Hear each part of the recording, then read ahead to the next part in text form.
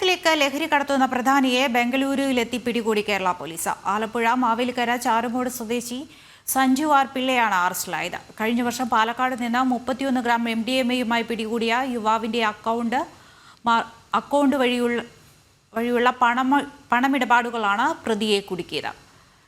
വിവരങ്ങളുമായി അരുൺ ആലത്തൂരുണ്ട്. അരുൺ, എപ്പോഴാണ് ഈ പ്രധാന കണ്ണിയെ കേരളത്തിലേക്ക് മയക്കുമരുന്ന് എത്തിക്കുന്ന ഈ പ്രധാന കണ്ണിയെ കേരള പോലീസ് പിടികൂടിയത്? എന്തൊക്കെയാണ് വിവരങ്ങൾ? സംസ്ഥാനത്ത് ഈ ലഹരി വർധനവ്, അതായത് പ്രത്യേകിച്ച് MDMA കേസുകളൊക്കെ ഇങ്ങനെ വർദ്ധിക്കുന്ന സാഹചര്യത്തിലാണ് MDMA ഡീലറെ തന്നെ ബാംഗ്ലൂരിൽ പോയി കേരള പോലീസ് പിടികൂടിയിരിക്കുന്നത്.